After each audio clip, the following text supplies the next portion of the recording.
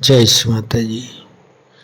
हे आदिशक्ति माँ, हे देवी, हे महामाया, कृपा करके ये ध्यान और मेडिटेशन के मंच पर पधारिए और सभी संतों को, सभी शुद्धात्मा को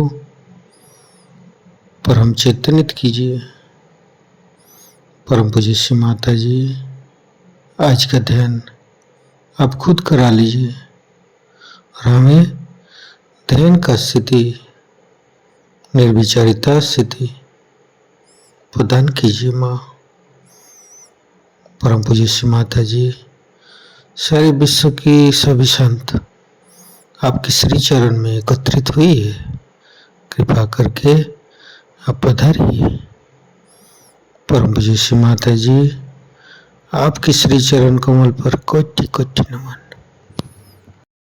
कुंडली उठाकर बंधन लेंगे।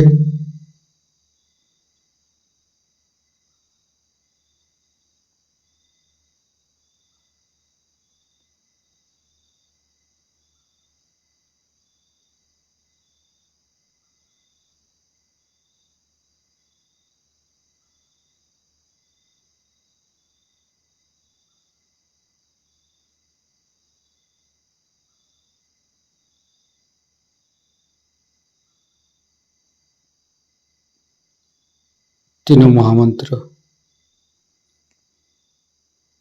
ओम तमेव साक्षात् श्री महालक्ष्मी महासरस्वती महाकाली त्रिगुणात्मिका कुंडली साक्षात् श्री आदिशक्ति माता जी श्री निर्मला देवी नमो नमः। ओम तमेव साक्षात् श्री कल्की साक्षात् श्री आदिशक्ति माता जी श्री निर्मला देवी नमो नमः। ओम तमेव साक्षात् श्री कल्की साक्षात् श्री सहस्रार स्वामिनी मोक्ष प्रदायिनी माता जी श्री निर्मला देवी नमो नमः। गणेश मंत्र। ओम तमेव साक्षात् श्री गणेश साक्षात् श्री आदिशक्ति माता जी श्री निर्मला देवी नमो नमः।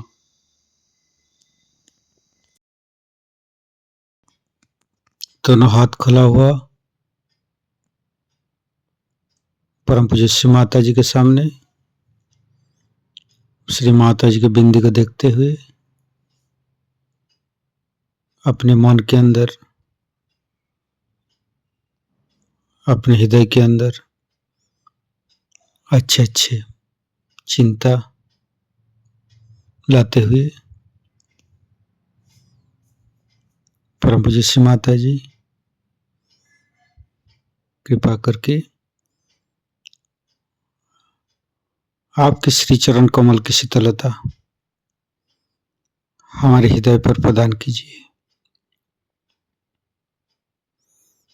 परम पूज्य श्री माता जी, हम अज्ञानी हैं, हमारी अज्ञानता के बस में यदि आपके शान के खिलाफ कोई गलती हुआ हो, कृपा करके आप मुझे क्षमा कर दीजिए माँ। अपना हृदय में परम पूज्य श्री माता जी की श्री चरण की शीतलता महसूस करते हुए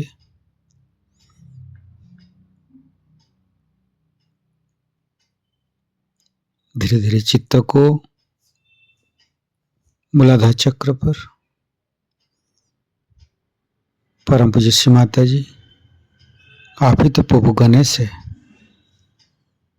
कृपा करके हमारे शरीर के अंदर तीनों नाड़ी सातों चक्र में समस्त दोषों को, समस्त रोगों को दूर कीजिए। हे प्रभु गणेश, कृपा करके आप हमारे अंदर आइए।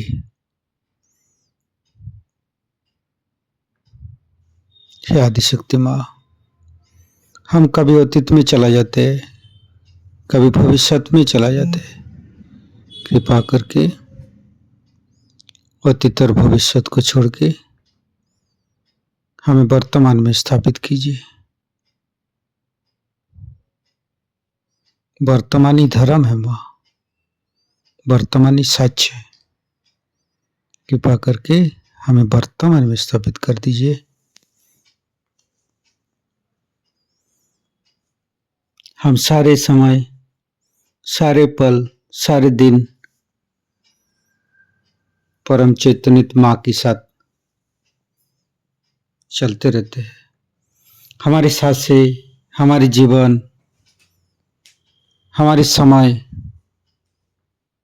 इस चैतन्य लहरी के साथ, इस चैतन्य लहरी की शक्ति से चलते हैं, जो कि हम सहयोग से ही श्री माता जी के पास से प्राप्त हुई है। धीरे धीरे चित्त को, तीनों स्वादिष्ठान को देखेंगे।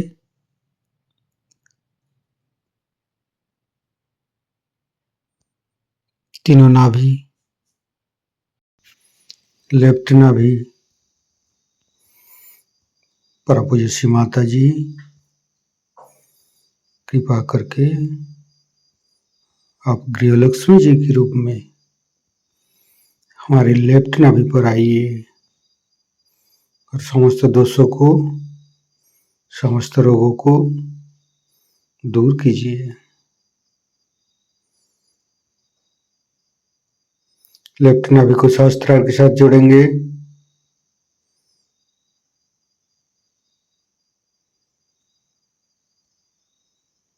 फिर चित्त को राइट नाभि, परम पूज्य श्री माता जी, कृपा करके आप हमारी राइट नाभि पर श्री राज लक्ष्मी जी के रूप में पधारिए। समस्त दोषों को, समस्त रोगों को दूर कीजिए।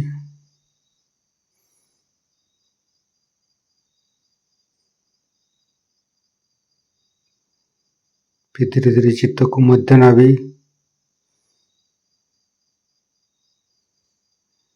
परम पूज्य श्री माता जी, आप ही ने तो हमें संतोष प्रदान की है, आप ही ने तो हमें उदार बनाया है। कृपा करके लक्ष्मी नारायण जी के रूप में हमारे मध्य नाभि पर आइए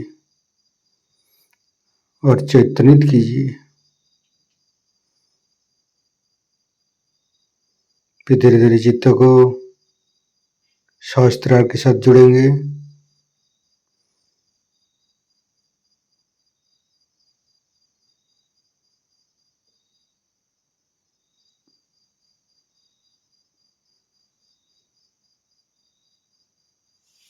फिर तीनों हृदय, लेफ्ट हृदय, परम पूज्य श्री माता जी, आपकी परम कृपा में तो हम शुद्ध आत्मा है।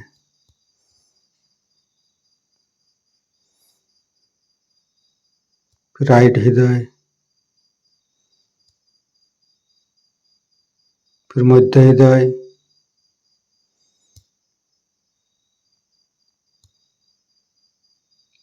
विशुद्धि, राइट विशुद्धि, लेफ्ट विशुद्धि, परम पूज्य श्री माता जी, आपकी परम कृपा में हम संपूर्ण निर्दोष है माँ। मध्य विशुद्धि, फ्रंट आज्ञा, बैक आज्ञा, सहस्त्रार। परम पूज्य श्री माता जी, हमारे अंदर अहंकार पति अहंकार को दूर करके हमारे सहस्त्रार पर आइए, समस्त ब्रह्मरंध को खोल दीजिए।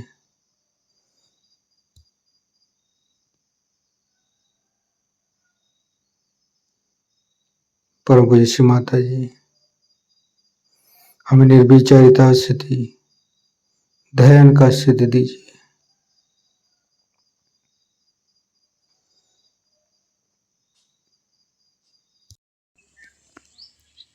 सहस्त्रार के साथ एक एक चक्र को जोड़ेंगे। मूलाधार, स्वादिष्ठान,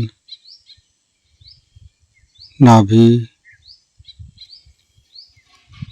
हृदय,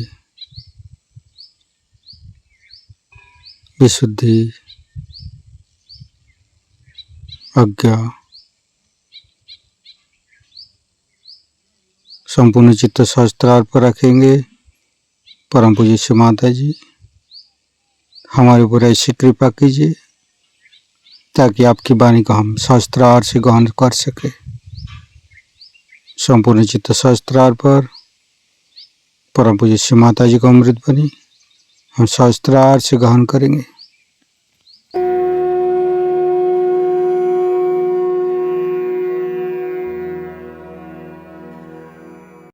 आज आप लोगों से फिर से मुलाकात हो रही है और सहयोग के बारे में हम लोगों को समझ लेना चाहिए। सहयोग ये सारे संसार के भले के लिए संसार में उत्पन्न हुआ है कहना चाहिए, और उसके आप लोग माध्यम। आपकी जिम्मेदारियां बहुत ज्यादा है क्योंकि आप लोग इसके माध्यम हैं और कोई नहीं है इसका माध्यम।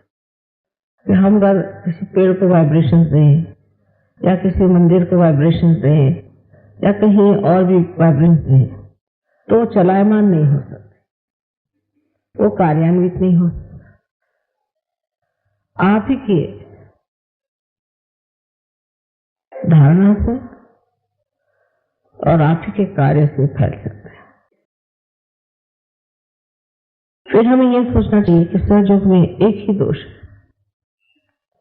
ऐसे तो सहज है, सहज में प्राप्ति हो जाती है। प्राप्ति सहज में होने पर भी उसका संभालना बहुत कठिन है क्योंकि हम कोई हिमालय पर नहीं रह रहे हैं, हम कहीं ऐसी जगह नहीं रह रहे हैं जहां और कोई वातावरण नहीं है, बस सब आध्यात्मिक वातावरण है। हर तरह के वातावरण में हम रहते हैं। उसी के साथ साथ हमारी भी उपाधियां बहुत सारी हैं जो हमें चिपकी।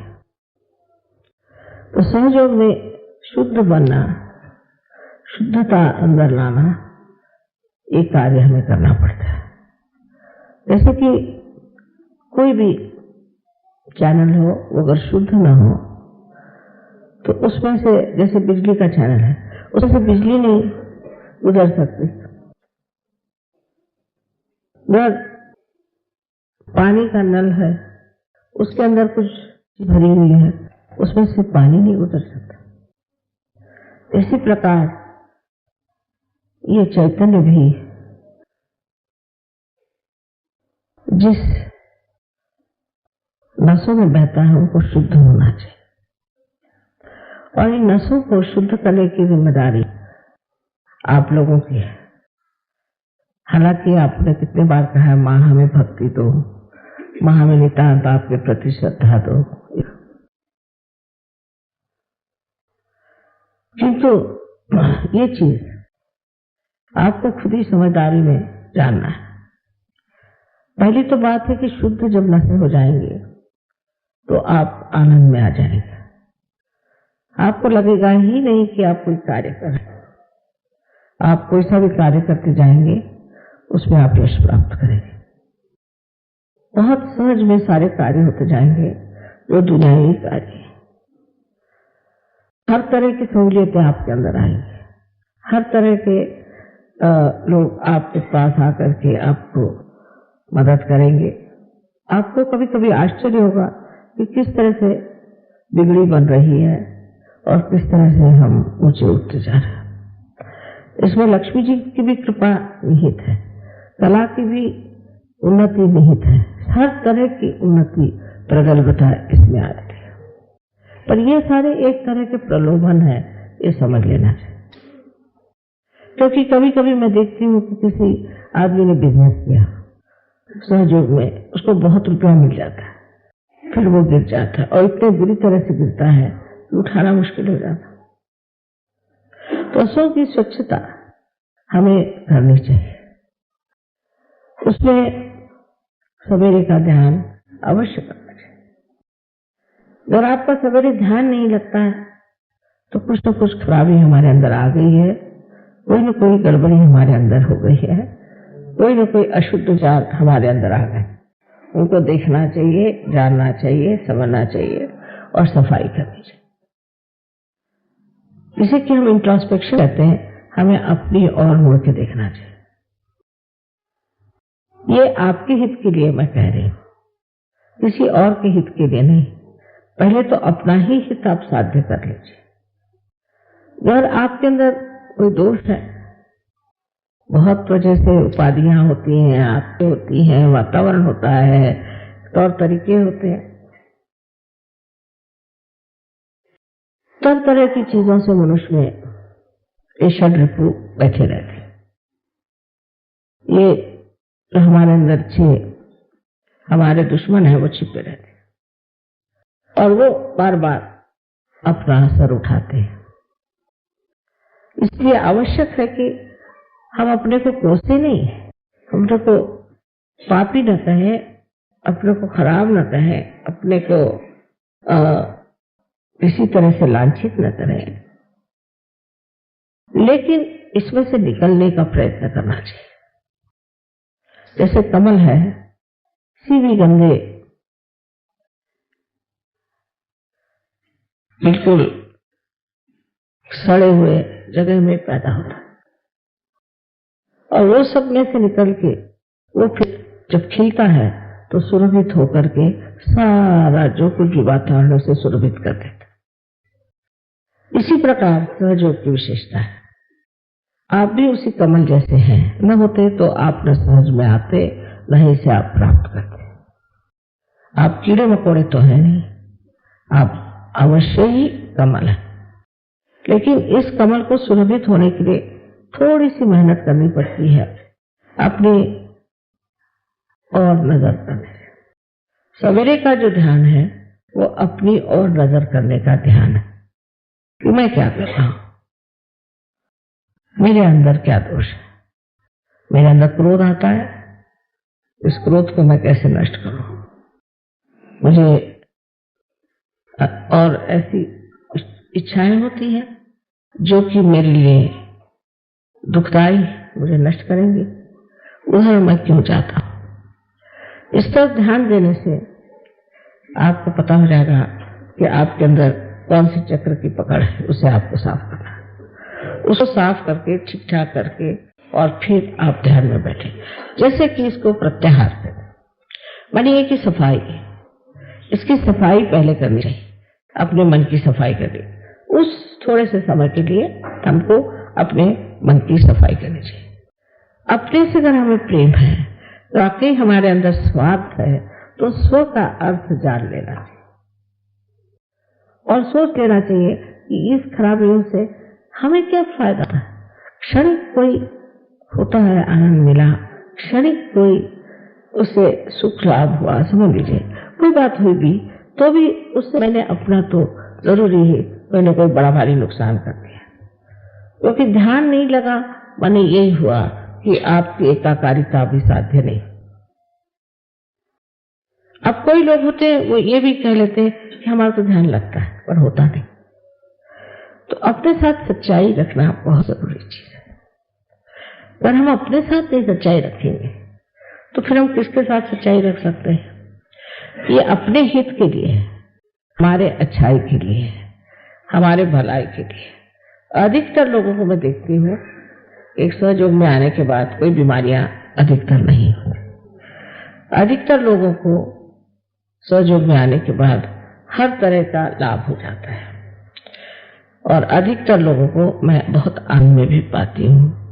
उनके घर के जो प्रश्न हैं वो भी छूट जाते हैं, सब कुछ व्यवस्थित हो जाता है, सब ठीक हो जाता है। तो भी कभी कभी ऐसा होता है कि कोई न कोई वजह से, किसी न किसी पुरानी त्रुटि की वजह से सहज का ध्यान लगता नहीं।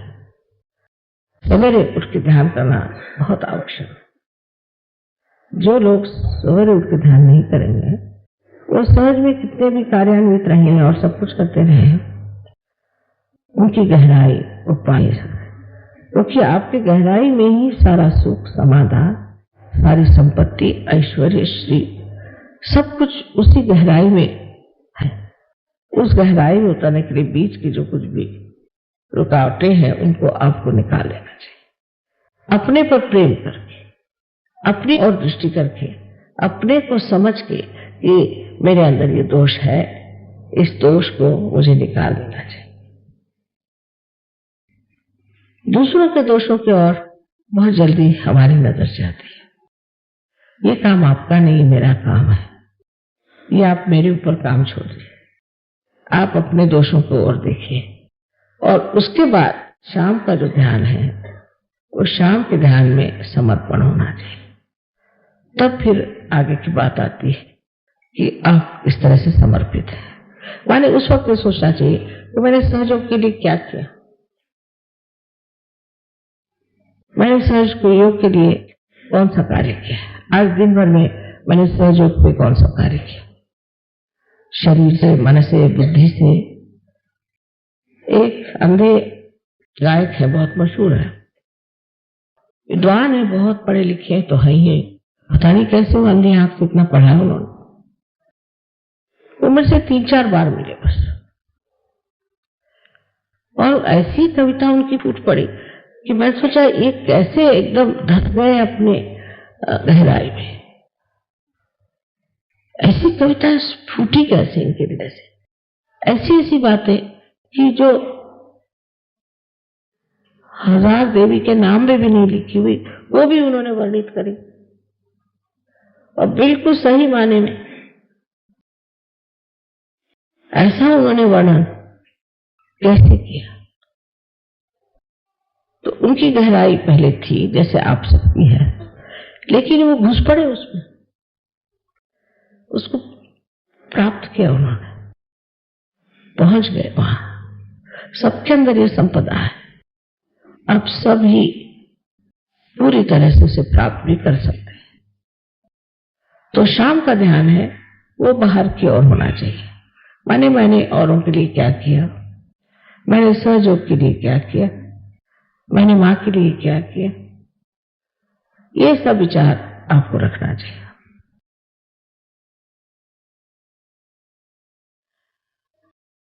जब आप ऐसे बैठ के सोचेंगे तो सोचना चाहिए इस तरह से कि वो मुझे कितना प्यार करते हैं, उन्होंने मुझे कितना प्यार दिया, मैंने उन्हें दिया इतना प्यार, वो कितने मेरे तरफ सिंसियर है, मैं इतना उनकी तरफ सिंसियर रहा। इस तरह की बात सोचने से फिर आपको आनंद आने लग जाएगा। जब आप सोचेंगे कि मैंने इतना प्यार किया, क्रोध करना, नाराज होना, झगड़ा करना, दूसरों के दोष देखना, इसमें अपना समय बर्बाद करने से देखना चाहिए कि उन्होंने किस तरह से मुझे प्यार किया।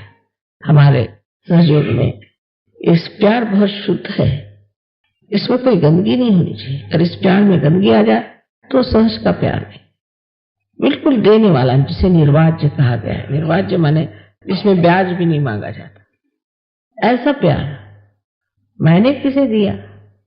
फिर जब आप सोचेंगे कि मैं इतना प्यार करता हूं, प्यार करती हूं, बड़ा आनंद आएगा। न कि तब जबकि आप कहें मैं उसको बिल्कुल नफरत करता हूं, उससे मैं वो ऐसा है, वो खराब है, ये है, तब आनंद नहीं आएगा। आनंद तभी आता है जब हम ये सोचते हैं कि ये प्यार का आंदोलन चल रहा है। बड़ी सुंदर भावना मन में उठती है फिर, और ये सुंदर भावना एक तरह की प्रेरणा स्वरूप होती है। उसका वर्णन तो करना मुश्किल ही है, किंतु उसकी झलक चेहरे पे दिखाई देती है, उसकी झलक आपके शरीर में दिखाई देती है, आपके गृहस्थी में दिखाई देती है, वातावरण में दिखाई देती है, और सारे ही समाज में दिखाई देती है। इसलिए दोनों समय का ध्यान अवश्य सबको करना चाहिए। एक आध दिन नहीं खाना खाया तो कोई बात नहीं, एक आध दिन घर बाहर घूमने नहीं गए तो कोई बात नहीं, एक आध दिन आराम नहीं हुआ तो कोई बात नहीं, लेकिन ध्यान सहयोगियों को अवश्य करना चाहिए, क्योंकि ध्यान ही में पाया जाता है। तो सवेरे का ध्यान अगर हम कहें कि ज्ञान का है, तो शाम का ज्ञान भक्ति का है। इस तरह से अपने को जब आप बिठाते जाएंगे तब आप समझ लेंगे कि आप कितने महत्वपूर्ण हैं, आपका महत्व इतिहास में कितना है। ये इतना बड़ा कार्य जो हो रहा है सहयोग में, ये सब आप ही के माध्यम से हो जाए। आप अपने को औरों से मत तौलिए। जो लोग बड़े यशस्वी होते हैं, जो बड़ी बड़ी जगहों में रहते हैं, वो लोग ये काम करने वाले नहीं। डरपोक लोगों से भी ये काम नहीं होने वाला, लेकिन ऐसा बनना होगा। पहले लोग हिमालय पे जाते थे, हजारों में से एक आध को ही आत्म साक्षात्कार की अनुभूति होती थी, और बाकी तो सब ऐसे ही रह जाते थे। तो बड़ी तपस्या करनी पड़ती थी। अब आपको तपस्या करने की जरूरत नहीं, हिमालय पे जाने की जरूरत है, भूखे रहने की जरूरत है, कुछ करने की जरूरत है। तो आपकी सफाई होने का कौन सा मार्ग सहयोग में है, शायद आपने जाना नहीं, तो जान लीजिए कि सामूहिकता ही आपके सफाई का मार्ग है। जो लोग सामूहिक हो सकते, निर्वाज्य तरीके से जो लोग सामूहिक हो सकते हैं, उनकी सफाई अपने आप होती जाएगी। उनको कोई विशेष तपस्या करने की जरूरत नहीं। सामूहिकता को भी एक तपस्या के तौर से नहीं, पर एक आनंद के तौर से मानना चाहिए। इसमें अगर ये सोचे कि भाई कैसे इन लोगों के साथ रहा जाए, ये तो ऐसे लोग हैं, वो तो वैसे लोग हैं, क्योंकि सहयोग में सबके लिए द्वार खुले, तो वो आपके लिए कठिन जाएगा। जरा सोचेंगे तपस्या के मामले में उसको मजे से जो उठा सकता है, वही सहज की तपस्या। सब चीज हो ही रहा है, उसमें करने का क्या है, सब चीज बनी रही है, उसके बनाने का क्या है। आपकी स्थिति देवताओं जैसी है, ये समझ लेना चाहिए, उससे कम नहीं है। तो जैसे देवता लोग, हम उनसे कहें या ना कहें, अपने कार्य को करते ही रहते हैं, उसी प्रकार आपका भी हो जाना चाहिए। उस स्थिति में आप बहुत आसानी से जा सकते हैं, कोई कठिन नहीं है और कोई मुश्किल नहीं, लेकिन थोड़ा सा समय तो हमें अपने को भी देना चाहिए। पूरी समय हम बेकार चीजों के लिए समय बिताते हैं, तो कुछ समय तो हमें अपने को भी देना चाहिए। और सवेरे और शाम प्रतिदिन ध्यान ये करना चाहिए, प्रतिदिन। जैसे अगर नहीं हुआ तो ये नहीं कि अब मैंने बड़ा गलत कर दिया, ऐसी बात नहीं। ध्यान का नहीं हुआ तो कोई बात नहीं, पर ध्यान करना चाहिए। ये मैं जो कह रही हूं, ये कोई ऑर्डर की तरह से नहीं, एक सूझबूझ की बात, एक विचार जिससे हम स्थिर स्थावर हो जाते हैं। मुझे फौरन पता चल जाता है कि कौन लोग ध्यान करते हैं रोज और कौन नहीं करते, फौरन। क्योंकि जैसे कोई कपड़ा रोज धोए तो साफ ही रहेगा, उसमें गंदगी कैसे रहे, और जो नहीं करते हैं उसकी गंदगी फौरन दिखाई दे जाती है। बहुत लोगों के 2-4 दिन ध्यान न करने से एकदम खराबी आ जाती है। तो ये स्थान है, अगर स्नान न करे तो भी चला, पर ध्यान जरूर करना चाहिए अपने शांति के लिए, अपने सुख के लिए, अपने हित के लिए और सारे संसार के हित के लिए हमें करना। अपने से जब हमें प्रेम है तो हमें चाहिए कि हम जाने कि हम कितने महत्वपूर्ण हैं, कितने गौरवशाली हैं और हमारे लिए सबसे कितना बड़ा काम, कितना ऊंचा काम हमें आता है।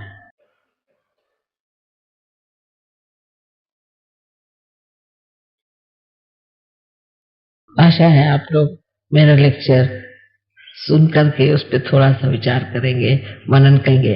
ये न हो कि मैंने कह दिया उसके बाद माता जी ने कह दिया, फिर वो दूसरों पे लगाते हैं, अपने लिए कहा ऐसा नहीं सोचते हैं कि सोचते माने उनके लिए कहा, मेरे लिए नहीं कहा।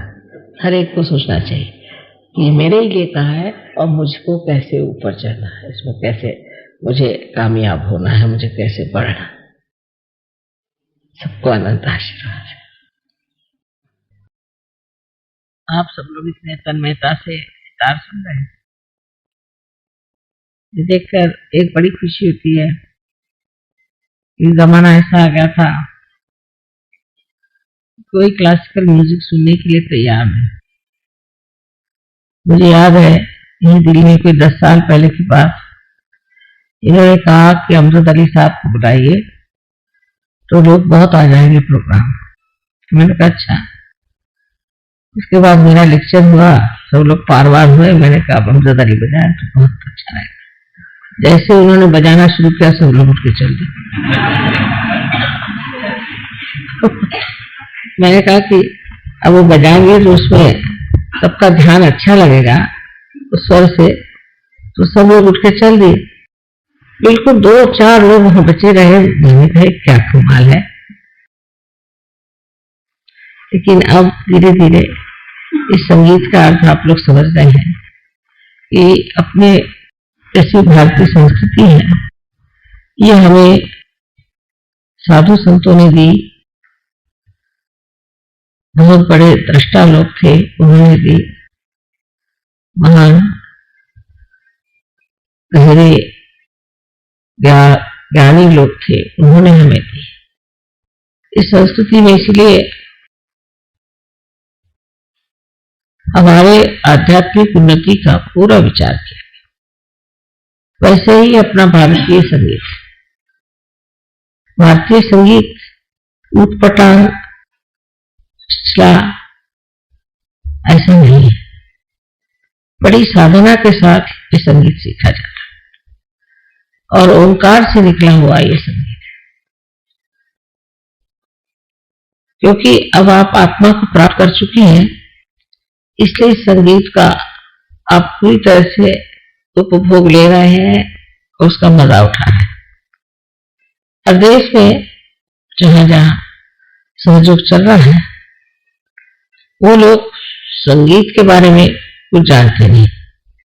कोई खास इस मामले में उन्होंने अभ्यास किया नहीं कि कौन सा राग है या कौन सा ताल है, ये उन्हें कुछ मालूम नहीं। पर जैसे ही हिंदुस्तानी म्यूजिक शुरू हो जाता है, ऐसे ही मग्न हो जाते हैं और उसमें एकदम ऐसा लगता है कि जैसे पता नहीं कहां के पंडित लोग हैं। ताल बराबर समझ लेते हैं, अब तो राग भी समझने लगे हैं।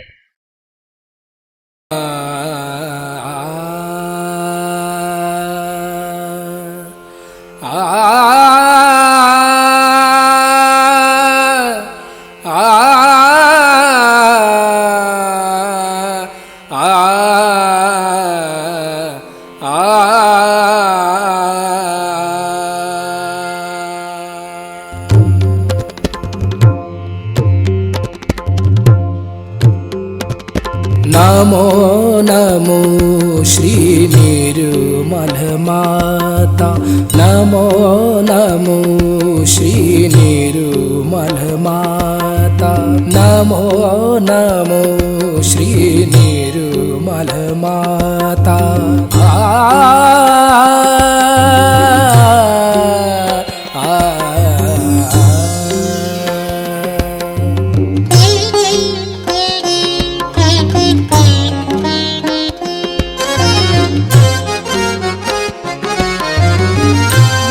मोक्षदायिनी हे परमेश्वरी मोक्षदायिनी हे परमेश्वरी मोक्षदायिनी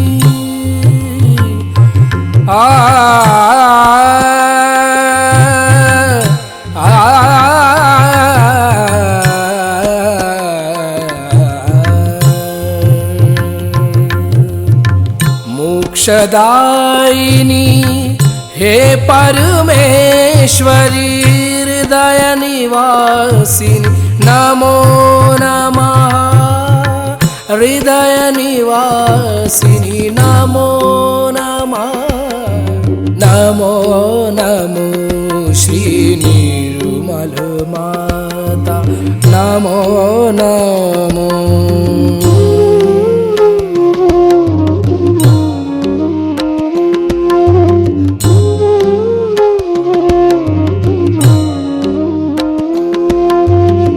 सहस्त्र कमल पर तुझको पाया सहस्त्र कमल पर तुझको पाया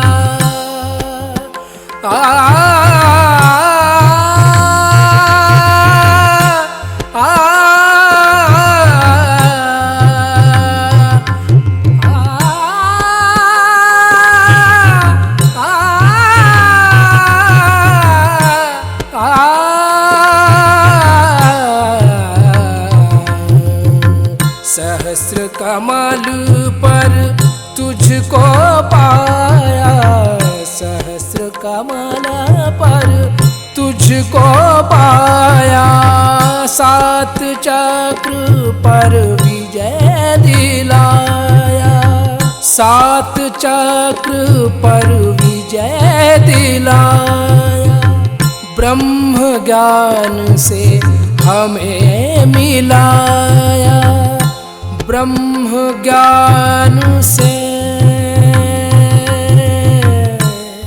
ब्रह्म ज्ञान से ब्रह्म ज्ञान से ब्रह्म ज्ञान से ब्रह्म ज्ञान से हमें मिलाया नमो नमो श्री निर्मल माता नमो नमो श्री निर्मल माता नमो नमो श्री निर्मल माता नमो नमो श्री निर्मल माता नमो नमो नमो नमो नमो नमो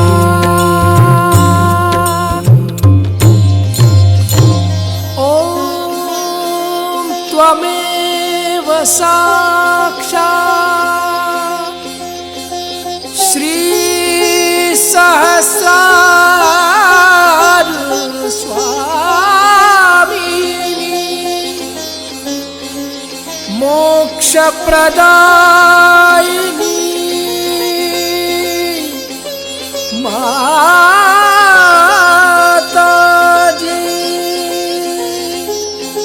श्री निर्मला देवे नमो नमः नमो नमः नमो नमः। संपूर्ण ध्यान का स्थिति